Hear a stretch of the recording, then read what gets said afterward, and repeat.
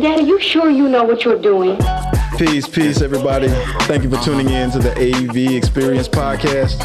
I am your host, Alvando Vincent, a.k.a. AV. Last time I checked, I'm still high. So let's go ahead and get into it. Today, we're going to talk about being single and promoting singleness, I guess you could say. And on the line, we have Miss Jackie. How you doing? Hey, what's happening, planet people? What's happening? Yeah. So we just going to jump into it. I'm responding to a video that popped up in my Facebook news feed. This young lady was talking about being in a relationship was like being in a prison, and she wasn't compromising herself for a relationship. She wasn't to stroke anybody's ego. To me, she was just not only glorifying being single, but dissing relationships altogether. That's what we have going on right now. What do you think about that? So the first thing I'd like to put forth to you as a question is, some of the things that she mentioned that she is focused on right now instead of relationship. What did you think about those things? Like not compromising herself, not putting her in a position where she may feel devalued. What did you think about some of those things that were part of her base reason for why she might have seemed to be glorifying being single? So the reasons, that stuff, I can understand. I mean, I can feel that. As far as compromising who you are to be in a relationship, I can understand that. The freedom of being single, I can understand that. It's like no responsibility. I can dig that. I can dig being single. I can dig that, and working better by yourself. I work better by myself, but I'm still married. I've always worked better by myself in relationships. So that is, I think you don't have to really, you don't compromise who you are if you're with the right person, because that's why they got with you to begin with, of who you are. So I'm feeling that. I understand that. That's why when I responded to her, it wasn't dissing her singleness. It was pretty much dismissing her dismissal of relationships. Okay. That's it. Okay. That was my gripe. And then, then she's young, so I was like, with that mentality, that's cool for a bit. That's cool for a minute. But once you start getting up in age, no children, no intimate partner, no intimacy. You can't have intimacy. You can't grow with somebody like a friend. You can grow with a friend, but it's not like we've been friends forever. But we don't see each other. We ain't grown together. How about that? We didn't grow together. We grew as individuals and still are friends. Still remain friends.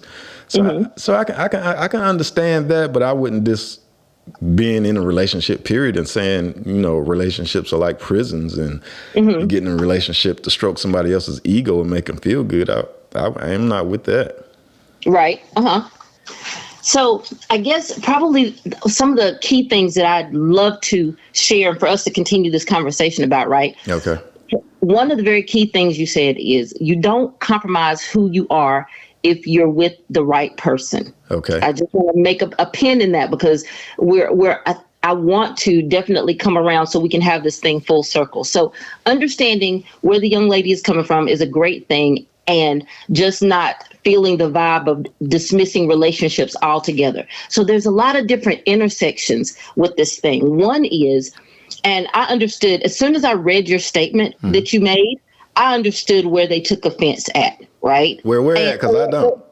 Or if they took offense, or if they decided, that's not he doesn't have the mindset we want to engage with this on, right? Okay. But the first thing was in your statement, in your response to them, was an assumption, right? Remember, like I said when we talked on Friday night, you're assuming that just because they're making this choice now, this is a permanent choice and there's no such thing, right? Okay. So just because they're making this choice to be actively single, right, right now, and for whatever reasons, that doesn't mean that that's going to be the choice that they make forever. All of our choices have an impact on us, absolutely. But just because she's choosing to be single in this season now doesn't mean that in her season when she hits 32, she's still going to be in this state, right? So there's there's like a false assumption there, right? Okay. Whatever the choice is for now, it is not a permanent thing. It is a choice that she's made for now. Okay. I've had times in my life where I've been intentionally single, like I am now, but I didn't have it with the understanding. Like times before when I've been intentionally single, intentionally celibate, it has been with the awareness that I need to work on me and my choices and my healing, which is the base reason. At the end, at the bottom, the foundation of her rant was, I want to focus on me. I need to work on me. So that's very good self-awareness. I'm sorry, go ahead. Okay, so that's cool.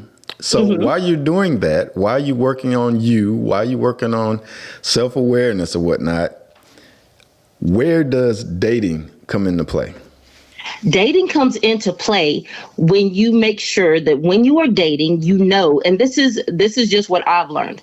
You are very much first self-aware of your mindset when you are making choices and how you make choices. If you are in a cycle of awareness where you know that you are dealing with issues of lack, or you are dealing with issues of wellness, or if you're not in a healthy mind state and aware, right? Because, and I'm not saying this is something like you got to be declared 100% healthy by some unknown being.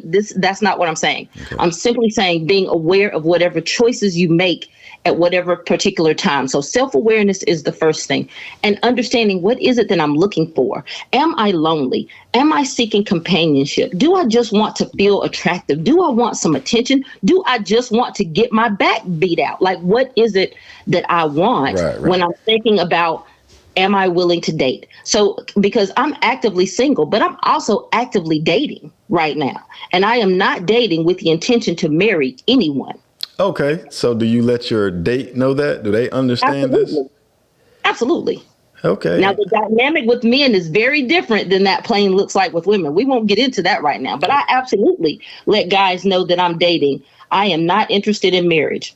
Okay. So do you fall in that category, or do women fall in that category of what I've been seeing on the internet now about females not dating anyone that can't afford them, can't afford to date, or can't, just that high level of, I'm not dating anybody if you're not making six figures, or, that type of stuff. There's a lot of categories, but I do not. I'm a little bit more seasoned than that. I do not care about that dude's pockets like that. Okay. Because anything that I'm asking you to do or provide, I already can do or provide myself. Gotcha. I do not care about a $500 dinner. As a matter of fact, if you're getting to know me, you're going to know that that's not my vibe anyway. Right. Right. Yeah. So that self-awareness thing, and it's very fair and valid on both sides of the coin, right? Of both sides of the yin and the yang, the men and the women. Don't ask for stuff that you're not able or capable of obtaining on your own. If you need me to be able to go out to a Michelin 5-star restaurant, then maybe you should work on yourself a little bit. But that's all of us, right? People have a right to ask for what it is that they feel like they want and they deserve. And other people have a right to say yes or no, I can meet that need. Right. It's very simple, right? I could care less about going somewhere expensive for dinner, but that's because I can take myself somewhere expensive if I want to. But also, that's not really my vibe. My vibe is much more low key than that. I don't really care a lot about expensive dinners. So know your person. Know what they want if you're into them like that. Okay. If you're into them like that. Okay, so that's the money. What about just using them, period, for, let's say, let me call up Joe Blow because I'm hungry and I don't feel like paying for nothing. I mean, I feel like it's a misguided sense of entitlement. Okay. But And that's at best, right? It's absolutely malicious at worst, malicious intent at worst, right? Right. Intentionally using someone for something that they have, or using your advantage over them. And as women, and there's men that know this too, but I can't speak to men's thoughts on this, but I can speak to women and some of our thoughts on this thing. If I know I hold sway over you because you dig me in a certain way and I can get things out of you, it is up to me and my integrity to choose whether or not I'm going to take advantage of that. And some women don't feel like it's taking advantage. They feel like they're getting what they're due. Right. Again, know your person, know who you are, but know who you're dealing with. So let's go back to this young lady that was talking about she's celibate and dating and single. So if you're celibate and you're dating and you know that this dude is digging you, you know this dude want to get in your pants, you know this dude is all over you, why would you entice him like that? Oh, that's entices a strong word. Yeah. Let me tell you, and it entices a strong word because it almost hints that this brother does not have enough self-control. Have I told this dude that I am celibate and I have no intentions of breaking that? Okay. Yes. Yes. In your scenario, in the scenario you're presenting. Yes. So I have told this dude I'm celibate. He's well aware. He's well aware. So because I've told him that I'm celibate and he knows that I am not trying to have sex, but he still wants that. Now it's on me, and it's on me because I'm enticing him because I still enjoy being able to hang out with him. Yeah, because if you know this, why would you call him and say, "Hey, look, let's go out to eat"? Why would you do that? I would do that because I still enjoy being in the company of this dude. I might still enjoy his conversation. I might enjoy all these kinds of things with this dude, but not want to have sex. That doesn't mean I'm enticing him. I've been very clear about the fact that I dig you and I want to kick it with you and I want to spend time with you, but I don't want to fuck. Okay. So if you're cool with that, can we still keep kicking it?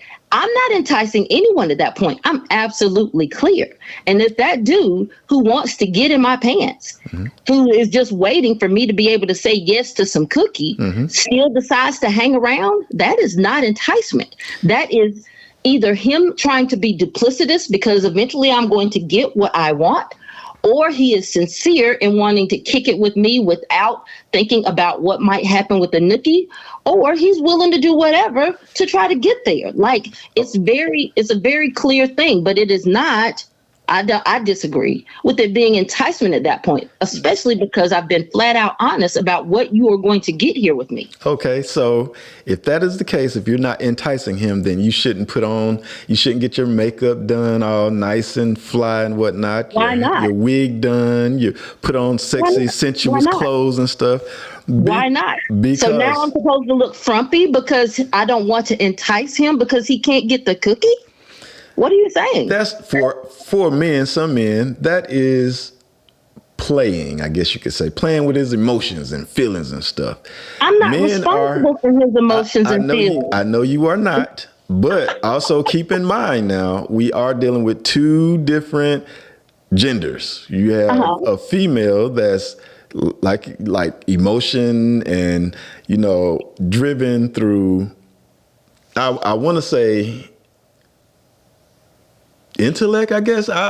Driven by emotion and intellect, because you're really not thinking about him, and so he may not be thinking about you. And him being a man, because men are physical beings, we are in your face. We like what we see, and that's pretty much the thing that we're attracted to. What we see, we're a physical being. We're physical beings.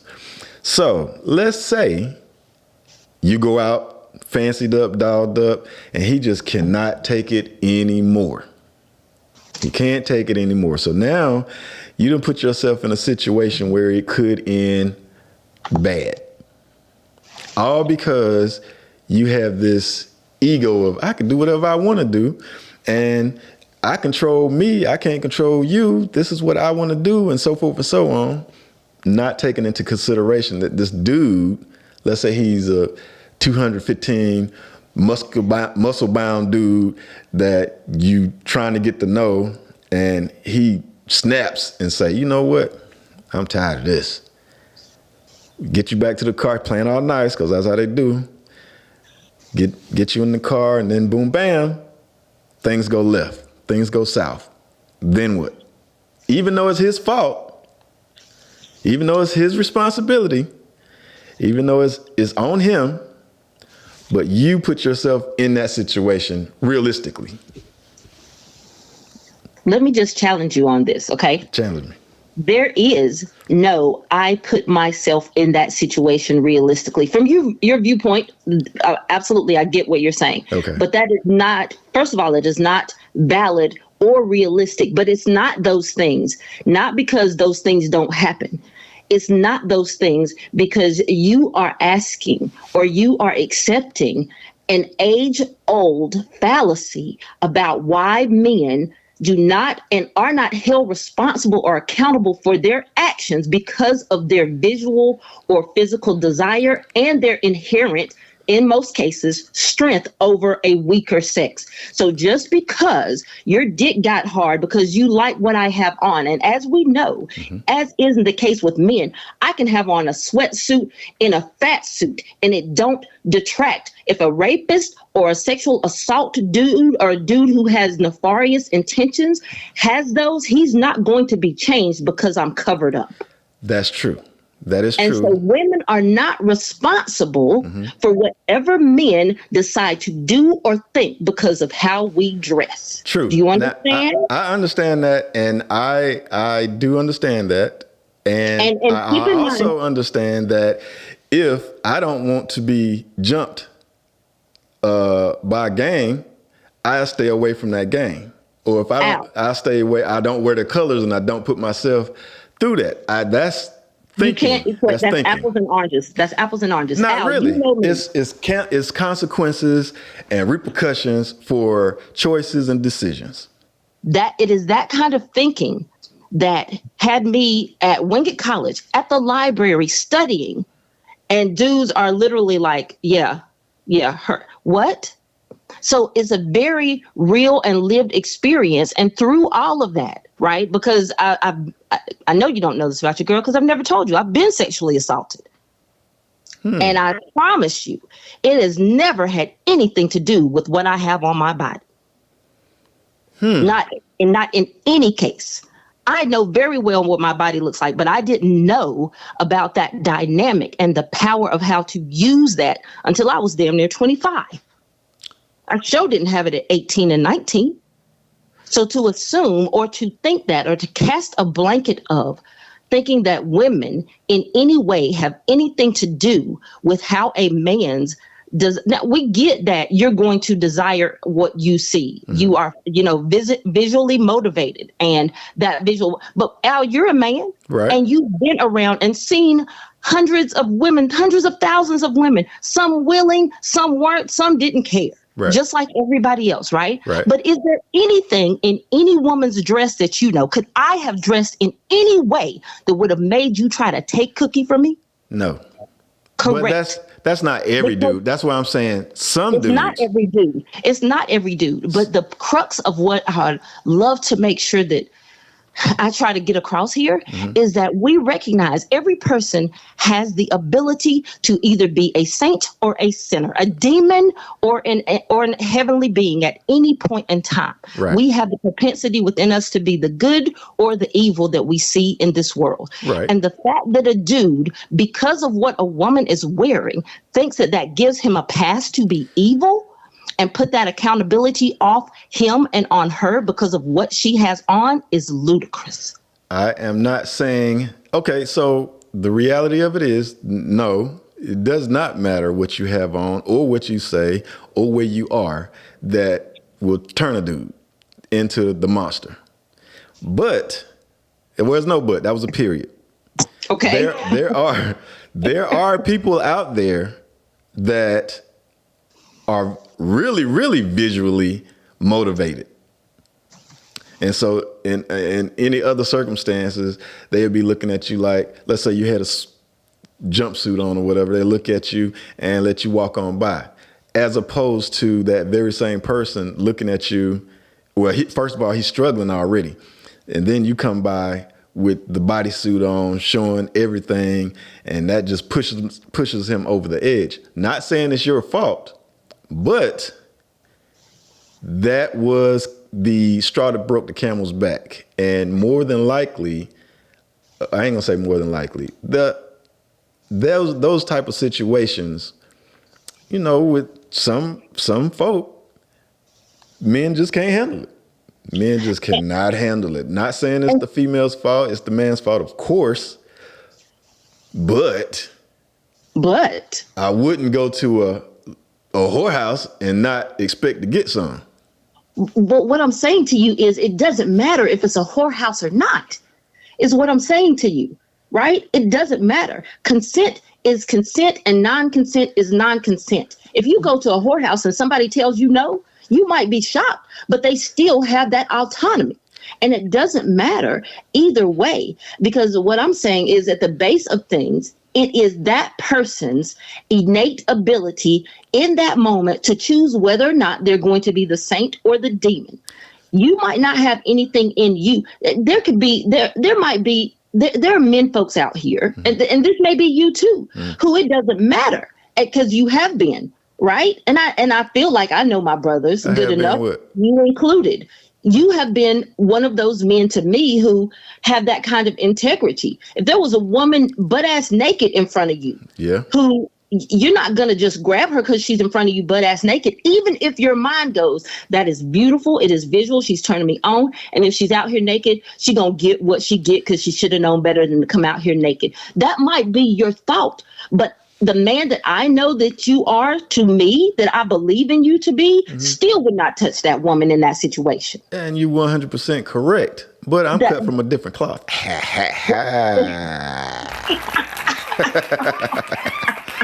I'm a little different. So, And you are a little different. But even in that little difference, we still want to acknowledge the fact that no matter how different we all are, that is a baseline thing that people get to choose. That man still get to choose. It don't matter. You've been in places where where stuff has been unbearable to you. Right.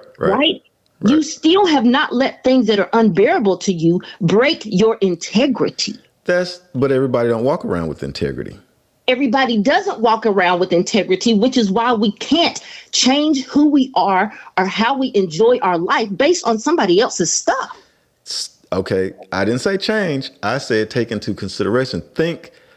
Put yourself in that dude's place. You wouldn't go out, going back to the original thing, dating, knowing that he knows that you're celibate and so forth and so on. Why would you get dolled up and looking and smelling all sensuous and stuff like that? Why would I not? Because it's a date and you don't know this dude. If you're dating, that you don't know this dude to that extent. What difference would it make if I went on a date with this dude and I looked like a bum off the street? Would it make a difference? Should I do that instead? Not a bum off the street, just not dolled up and look like you going to. So I shouldn't go out feeling like I am doing my best in this thing because it might entice him? I am. Okay. So, all right. So with that, I would say, no, you shouldn't, because of two reasons. What is why I'm saying it is because I know dudes that wouldn't give a doggone what you said and they would pretty much take it. Mm-hmm. And I also know dudes that would say, you know what, we could be friends because you ain't looking all that pleasing, right now. So, we could be friends, and can you hook me up with somebody else, or, something like that. We could still date and be friends and cordial and all of that stuff. I know dudes like this. So that's my perspective. That's where I'm coming from. Mm-hmm. So my advice to females that are celibate and single, and with that intent, I'd be like, go out. That's cool, but don't use the dude, because once you use them, that kind of opens up another door in some people's minds and some people's head that, oh, okay, we done went out on a date and ate, movie, and I done spent all this bread on you. Yeah, something gonna have to happen. I know what you said, but something gonna have to happen. And keep in mind, right, that I really want to point out to you, and I can't reiterate strongly enough that not only have I been in situations like that, I bet you know more than you can count a handful of women who have been in situations like that, where our physical safety is at a chance or at risk. Because we said, sure, I'll go out with you. Not because we're trying to entice a dude, not because we're trying to take him to the brink of his control, but because we think we found a nice guy that we want to go out with. And hey, truth be told, some of these dudes are absolutely performers, just like some of these women are. Just because I'm honest with you and saying I don't want to have sex, but I still like to be able to hang out with you, does not put the crux of things on me because you still want to fuck. And we're going to take a break right now. If that's all right with you, hold your thought, because I know I'm going to come back and boom, bam. Daddy, you sure you know what you're doing? Thank y'all for tuning in. We're going to take a break right now for just a quick break. This is the AV Experience. I am AV. Whoa, last time I checked, I'm still hot. What's up, y'all? I done came down here to get my party on. And y'all wanna sit in the seat and stand on the wall and thing. I got one question for you. What you gonna do? Huh? What you gonna do? Ride with it? What you gonna do? Bounce to it? What you gonna do? Ride with it? What you gonna do? Just bounce to it. Daddy, you sure you know what you're doing? And we are back to the AV Experience podcast. I am your host, AV, and we're talking to Miss Jackie about being single and Daddy, you sure you know pushing the single agenda and why and all that good stuff. So let's continue with this. Just to revert back to your the conversation we were having earlier, me having to worry about what I'm wearing, but when I'm going out with someone should not be something that takes up a significant amount of my time. I want to think about, yes, the surroundings, yes, who I'm going out with. Yes, I want to dress. Is it wintertime? Is it springtime? But I don't want to have to put energy on worrying about whether or not my partner or my date or whoever is going to be triggered because of what I'm wearing. I want to wear what makes me feel good, what makes me feel confident. And so these young women these days are exploring what it feels like to have their own sense of self without it being triggered, without it being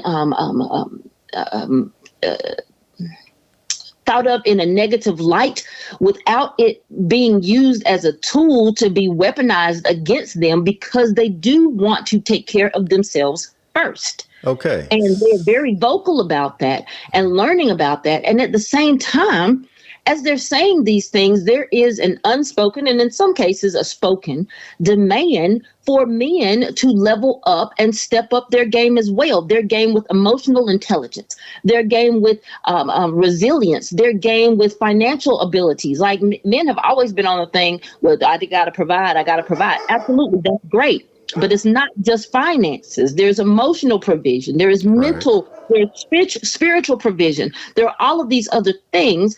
And women in general, my generation, before my generation, and now into the one that is showing up now, we still are requesting the same things, right? And it's just showing up in different ways as the awareness shows up.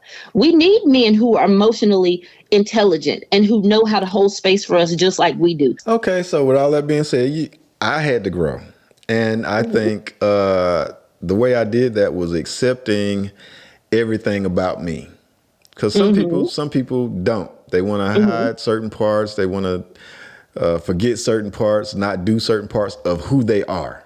And so once you know my past, a little bit of it. Once I grew up, once I matured mentally, I reached that by accepting me for who I was, for everything. So that was my start. But on the other hand, on the other foot now, when you said you don't want the responsibility or the mental responsibility of thinking about other people and other people's reaction, the same thing here on the men's side. We have to curb who we are just to impress you as a female. We can't be ourselves. Well, most men can't be themselves. That's where we get the player from. You think it's a player, but he's really hiding himself just to attract the female that he wants. So if men came out 100%, who they are, females would be able to make better decisions, but y'all are working on emotions and want to be impressed. So that's why we do it. We are reactors. Men are reactors for the most part in relationships, I think. Now, I used to be a reactor. I used to do that. But like I said, once I said, this is me. This is who I am. And so when I met my wife, even prior to meeting my wife, the females that I was dating, once I got myself together, I laid everything out on the line up front. And my wife was the one that accepted me for what I was, where I was, when I was. And so that's why we've been together for 17 years. I think, that's my testimony because I've been on both sides of the fence. Right. So y'all females are not the only ones that carry that weight, that burden of, I want to be me. I don't want to be in prison. And I think that's a very valid point. Right. But what a lot of women and men, right, there's gathering forces of us, I guess, are saying right now is you don't have to be that performer. And I really want to emphasize what you said earlier, men hiding themselves, their real selves to attract the female that they want. And if they came out as being the real person that they are, it would be a mess. And I dare to say that would be a welcome and a better mess than trying to perform being somebody and something that you're not. And then when the real you shows up in that relationship 3 months later, 6 months later, 4 years later, 2 years later, and now you're looking at someone expecting them to be something for you that you've been an actor for the last 2 years. Who the fuck are you? Right. So what we're saying in this season is you don't have to do that. You can choose, just like you did with your wife. You can choose to show someone your real self from the very beginning and trust whether or not this person is for you. But also for yourself that it takes a lot of committed, intentional work and willpower to overcome the conditioning that we have when it comes to dating and relationships. Also the fear. If I show this person who I really am, they might think I'm freaking crazy and I might not get them. But on the flip side of that is if I show them who I really am and they stay, I don't have to pretend. That's right. And I don't have to risk in the long run. That's right. What we are all learning to do is to be that real person and get rid of the performer. I want to be in love with this person. I want this person to be in love with me. I love the idea of love. But more than that is I want to feel accepted for who I am. Everybody wants that. No, I don't believe that is true for most females. I don't believe that most females want that. Wow, what do you think most females want? Not that, because if that was the case, they wouldn't put on all the makeup, disguises, the weave, the BBLs, That's not true. I'm going to ask you, is there a different way to think about that, Al? It probably is. I'm just telling you right now that I don't believe that females that do that stuff are completely into themselves and trust themselves and believe in themselves and have that high sense of maybe they don't. But what if they're on the way to that? So how can they, at that moment, if they're in that moment, how can they expect or want a dude to be real with them? Because they're doing their best to be real in whatever that looks like for them at the moment. Just like they hope that dude is. If my being real to you is negated because I have weave on, then what is it that you think about humanity in general. Okay, so Like everybody has their things, and acceptance, and this may or may not be, something that you are committed to or have thought about in this way. But acceptance means no matter where, to me, no matter where someone is on the journey or their reasons for that, they're acting in ways that are trying to get them to what they want or what it is that they feel like they desire or deserve, whether it is putting on a wig and this is where they feel confident or they enjoy the experience or whatever it does for them that helps them to further step into the light, as it were. Then so what? That doesn't detract from who they are as a human being having their experience, does it? No, it does not. But it says to some men that, okay, since you have to do all this, then you're not secure in yourself. You're just not secure in yourself. You're not satisfied in your look, your appearance. And mind you, remember now, men are visually motivated. We're physically motivated. So I know women, women like to look good. I understand this. Look and smell good. I understand that. But I remember the era where wearing weave and packing on makeup to change your appearance was not a thing. Why did it become a thing, Al? Do you remember? Oh, the whole beauty thing was implemented by the government. Yes, I know that now. Okay. The European standard of beauty. So for us as a people, that was our chart. That's what we adopted, right? Yeah, that's what we adopted, unknowingly adopted, but adopted. Right. So we can't subtract, or we can't take away that still has its heels dug into some of us in a lot of ways, correct? But that works both ways for the male and female mentality. I agree. I don't disagree. Okay. I don't disagree. However, all I'm saying is that during an individual's journey with that part, right? Even that part that has its roots in colonialism, that has its roots in what these oppressive systems have done to us and made us believe about who we are and who we are not. Okay. We can't discount that part, right? However, I think it is a grave disservice to women or anyone, men too, because men are getting hair implants and all this other kind of stuff now too, right? Yes. Right? Men are getting permanent makeup and Brazilian butt lifts just like women are. The softness I was talking about.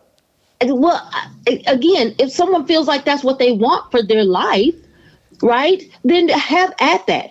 I don't think it changes anything about a person's humanity because they desire to make themselves look a certain way. For some. So the people that are seeking attention, that do the makeup and half dress and and revealing stuff and stuff like that, that is who I'm addressing. Anyway, that's who I'm addressing. I'm addressing those females like that. Now, how do you know they're seeking attention? Why else would they do it? Why? Okay, no. The thing was, why would they post it? If you feel good, you can dress like that and take a picture in the mirror and put that picture on your mirror to look at yourself if it's for you. But if you do that and post it for the world to see, you want attention. You want validation from whomever, female or male, old or young, skinny, fat. You want attention. You want validation. So you're doing it for attention. And if that's the case, then what's wrong with that? Okay, like I said, there's consequences, there's repercussions and consequences. I ain't gonna say it like that. For every action, there's a reaction. But even for every action, there is an equal and opposite reaction, right? We get all that. But just because my action, even if it was pure or not, because you have no way of knowing if you're not inside the skull with that person, right? Right. So just because old girl posted a booty pic on her Instagram and she wanted validation and attention does not mean, and you might not be saying this, so we want to be very clear here. It does not mean that she is inviting psychos, even though we understand that there's a propensity, there's a chance that a psycho was watching her post. Right. We know that. She knows that. But that doesn't mean that she is accountable for that psycho's behavior. Understood. I understand that. If I left my doors unlocked, I don't expect somebody to come in here. But if they do, whose fault is it? They can go around, check your car, pull your car door to see if it's locked or not and move on because they don't want to go through the hassle. As soon as they come across the car that is unlocked, they're going in and having their fun or doing whatever they want to do. Whose fault is it? It's not the fault of the car owner just because they left their door unlocked. Right. It's irresponsible of the car owner. Correct. Okay. So it is irresponsible for the female to be provocative and dress that way and say certain things and do such and such and this and that. It's irresponsible. It's not wrong, but it may be irresponsible to the right person. How about that? I understand. Let's say you go to the beach. Understand. Everybody, everybody's pretty much showing themselves in a bikini. Understood that. Everybody understands that because you wear a bikini to the beach. You don't wear lingerie to a 5-star restaurant. You don't wear lingerie on a date if you're not planning to do something. Some things you do, some things you do not do. Not saying it's your fault, not saying that you're irresponsible. It's just a choice it's an action that could get the unwanted reaction. That's all I'm saying. I don't disagree with you, Al, because I see what you're saying about choices and cause and effect. I think just the part that I want to say is, even with our own choices and cause and effect, right? If I make a choice to wear lingerie to a 5-star restaurant, right, that would be a bad choice. But just because I make that choice, and I guess I just really want to be clear here, because it feels like you're saying to me that a person's choices, no matter whether they were made for good reasons or bad, right? They're still responsible for whoever decides to do whatever with their choice. No. I'm not saying that anybody is responsible for your choices. I am saying just like you made it, you said that was a bad choice wearing lingerie out like that, right? That's your responsibility. The other person's responsibility is to react in a decent way or not to. So that's on them. We are taking another break. Short break. No problem. AV Experience Podcast. I am AV. And by no means do I speak for everybody. I'm just speaking my experience. That's it. That's all. And if you know me, for the folk that don't know me, if you know me, now, I am not saying anything malicious or harmful intentionally. I am who I am, and I am not dimming my light to please anyone, to satisfy anyone, or to accommodate anyone. I am me. I'm going to be me, and that's what it is. That's the way it is. Yeah. Enjoy this break. I'm back whenever you're ready. Oh, okay. Well, we're back. My bad. My bad. Sorry. Can I throw that? And make sure you put this disclaimer at the beginning, right? Okay. Because I want to really make sure we emphasize this. This is definitely an information and a discussion to create discussion and dialogue around this topic. I love how we are working through what we are thinking and feeling about this topic. You are one of the best brothers that I know. Thank you. And I know our relationship would not be what it is today. What is it, Al? How many years has it been now? Like, you knew me before I was a mother. I know. You knew me before I was a mother. I think we met in 1989. I was still in high school. 89. It was either 88 or 89. That's a long time. Jesus, that's a long time. Anyway, so make sure, I want to make sure anybody who listens as they pick this up, because some of the younger folks or the generations down folks will be like, oh my gosh, he is so, but no, that is not the case. This is one of the best brothers that I know. Thank you. And we are all working, especially the folks in our generation. These Gen X, baby, we went through some shiz a knot, okay?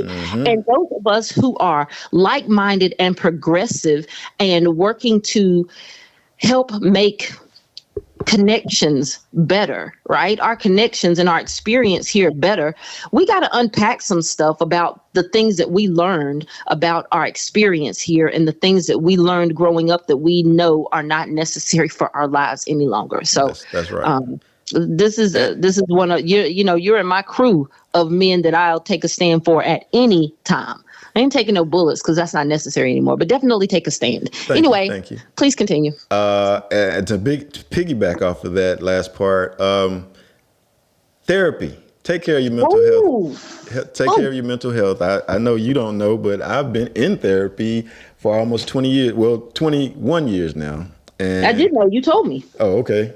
Well, yeah, when I first moved to Atlanta. Oh, okay. Yeah. So, therapy helps. It really does helps.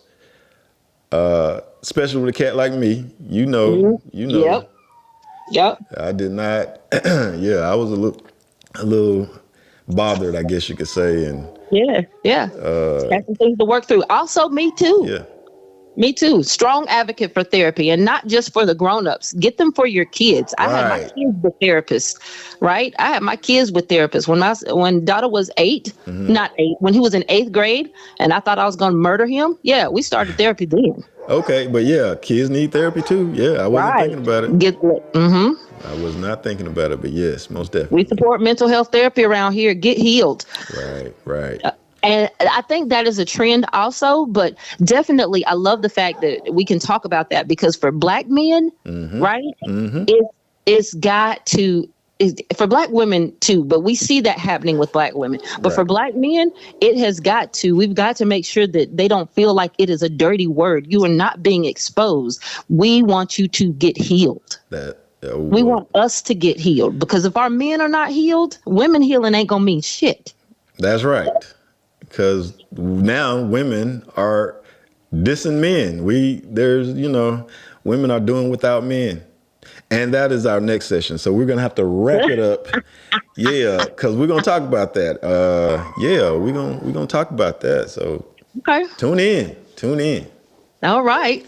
And I would like to thank you for your time and conversation. But thank you for taking the time to converse with me on this, and we have to do it again sometime. Absolutely. And if you would, go ahead and shout out what you have going on, your podcast and all of that. Right. I'll also send you my show notes too, so you can have like my physical links for stuff. Hey everybody, thanks so much for listening to my homeboy AV. This is Jay, aka Sister Soul, the host of Eternal Soul Podcast. Come join me. Make sure you check out the show notes so you can get all the links and you can connect with us, because we will be scheduling visits so that we can continue the conversation. Thanks so much, good brother Al. I appreciate you. Hey, no problem. And again, thank y'all for tuning in to the AV Experience Podcast. I am your host, Alvando Vinson, and also known as AV. So yes, we're out. Peace.